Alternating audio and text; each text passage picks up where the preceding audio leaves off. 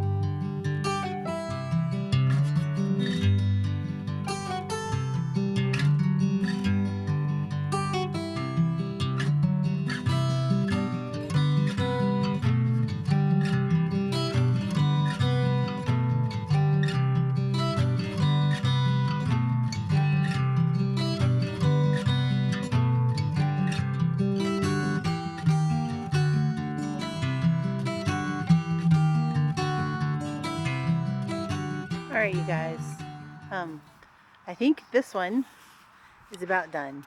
It's not perfect, but I always remind myself that in 6 months I'm going to come back at it. So some of these branches, if I was unsure and I left them, like they might be crossing come June, and then I'll cut them out then. But I will point out a couple things that I didn't mention before. One, let me point this out. I hope it's in focus. I can't really tell. 2 years ago, we had a big cicada hatch on the East Coast, and this is what they do. They use their little, I don't know what it's called, but it's basically little scissors on their butt, and they cut into the branches of young trees or old trees, just little branches, and then they lay their eggs in those cuts. This guy seemed to heal just fine. I did have to remove quite a few limbs from these apple trees after that season. So that seems okay. The limbs that have grown since then have been perfectly healthy. I cut out a lot of these little guys out of the interior of the tree. My goal is just to keep the inside open and allow sunlight to hit everybody. I also, you guys probably saw, I cut a lot of the top off. I can always tell where I've cut before. Here is my prune from June. So I let it grow a couple inches, and then here's my prune now. So it'll keep on growing a couple inches every year. Now, the other thing I didn't mention before I go on to the other trees and point out some other stuff is that pruning this aggressively has very likely delayed the fruiting of this tree by a bit. And I'm okay with that. I want it to be sturdy and healthy and smallish. So this is what I do. Also, I made a mistake. You guys might have noticed just how flipping close he is to my raised beds, and that's on me.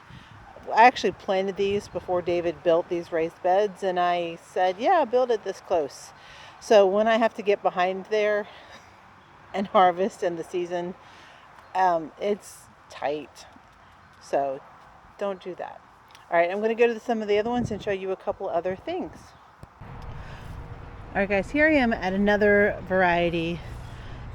What I wanted to point out on him is something else to keep an eye out for when you're pruning trees. Actually, there's two things. One that I actually don't have, but it's something to keep an eye out for, is if there is anything growing from the rootstock other than the scion, prune it off. I don't have anything, obviously, nice and clean down there, except for all the strawberry weeds, but there they are. So that's something to keep an eye out for. What I do have on this variety, which is, I'm going to take a step back. I don't know how well you can tell. I've got lots of clutter in the background. This guy is a much more vigorous variety than that first one. He puts on a lot of growth. In fact, from here down here, this was all since the June pruning. And growth that is much more vertical and incredibly vigorous needs to be cut back a little harder. It needs to be dealt with an aggressive hand. I mean, not super aggressive, it's still just a tree. But I don't want that much vigor in the limbs of this tree. I want this tree to be putting energy into when it blossoms and fruits. So this guy, we're going to do a lot of heading cuts. I'm going to cut back a lot of these, and then I'll look at thinning cuts, cutting out the stuff that's in the middle to open up that center. So I'm going to do these 3 trees because this one as well is pretty vigorous. You see a lot of this very vertical, very fast growth. Some people call them water spouts. Many of those we're just going to thin. All right, so I'm going to finish these 3 apple trees, and then we're going to look at plums.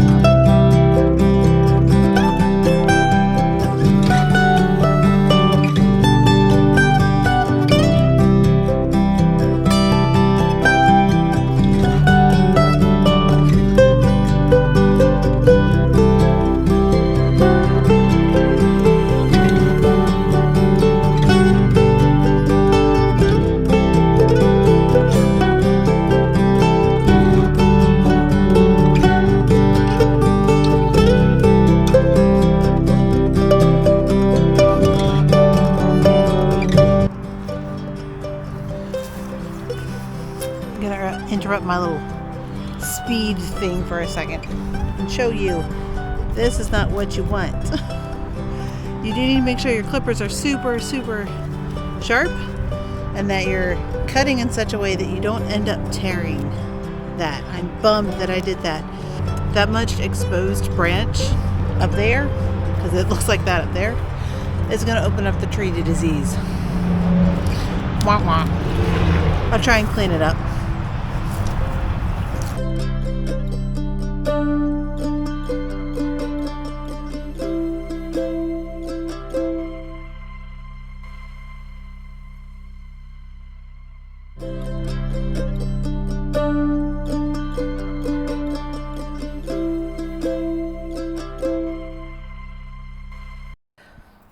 Okay, here is our crabapple that we have in what we call the bird garden.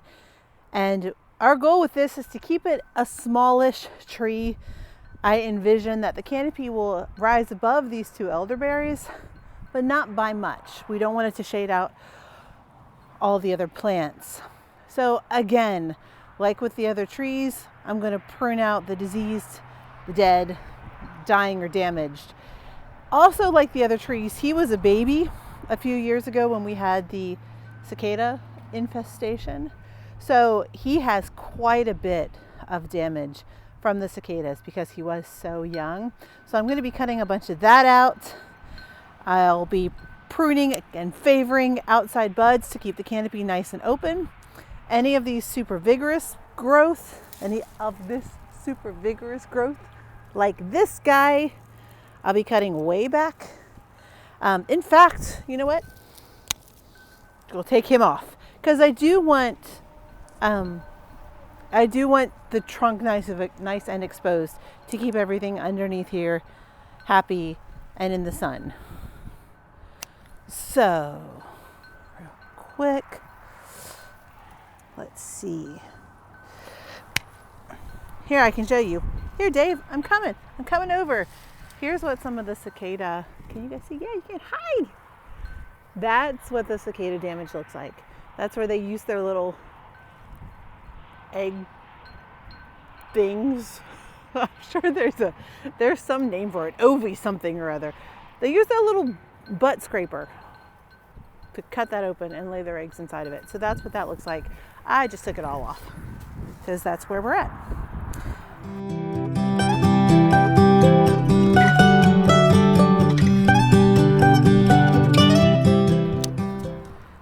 Also, like the apple trees, I'm going to cut out anything that's growing to the inside to keep the canopy nice and open. I think we're good. For those of you who are wondering, no, I'm not going to prune the elderberries right now.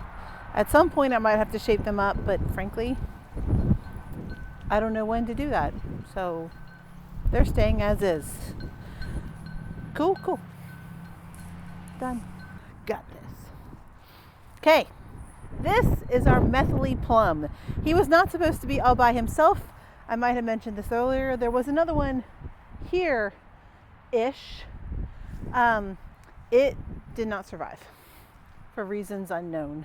This guy did. Luckily, it is a self-fertile plum, which means that it should be able to pollinate itself. It will be better at setting fruit if it has a friend, but for now, he's all by his lonesome. He also has quite a bit of damage from the aforementioned cicadas. So I'm going to try and cut that out. I'm going to allow to get a little bigger than my apple trees and other plum trees because of where he is, if we can take it. But outward facing buds, taking out damaged, diseased, and dying, and cutting out the stuff that's sticking on the inside. Oh, and David sharpened my pruners. Yay, David!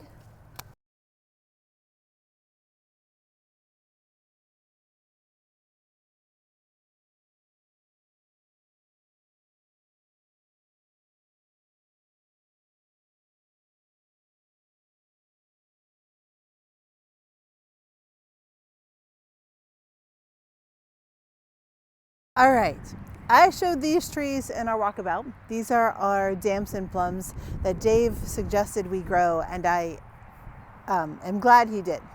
We have loved these trees. They are, what did you say, like 6 years old? And wildly productive. So they've been lovely. They don't love being pruned in the winter. I was actually just reading they can be prone to fungal infection. So it's best to save the majority of pruning for summer. But I still like to be able to prune when I can see the canopy really well and take the time to go ahead and cut out anything that's diseased or dying. These guys were a little better established when we had our cicada infestation, but there's still absolutely some damage. They are also starting to bud out. So I got some close-ups of those, which is exciting. They, gosh, there's so many flower buds. Very exciting. So I'm going to do the same thing as I did with all the other ones. Anything that's crossing, anything that just needs heavy correcting, I will correct. I will also have in my mind that I want to keep the canopy nice and open. Here's the other thing about plum trees. So why I actually didn't realize this when we bought them. One of the nice things about them, they are one of the most forgiving trees in terms of pruning, especially these damson or European plums. They are happy to put out new growth and can pretty quickly correct anything you do wrong. So have at them. So I'm going to actually set the camera up. I'm going to relieve David of his camera duties. We're going to set it up and I'll time lapse this and show you the finished result.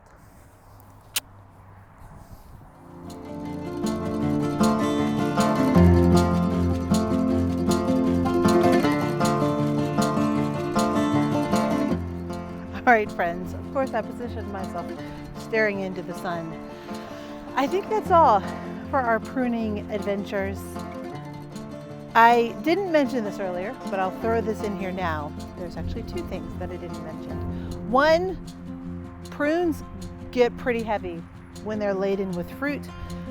One of the things that I do when I prune is also kind of pay attention to where these branches will be when they're dipping down a little farther. I had to prune last year a pretty big branch off of the other guy because it was almost touching the ground when it was laden with fruit, which is a cool problem to have. The other thing that I may or may not have mentioned is I keep quite a few of these larger pruned bits because Sweet Boy, the rabbit, really likes chewing on these. So come with me while I give him his little treat, and then I will see you guys sometime later. Take care. Hi, sweet boy. Hi, sweet boy. Hi, sweet boy. Have a steak. Have a steak. This is what he does to them. I know, he's a sweet boy. It's a sweet boy. Oh my goodness. It's a sweet boy.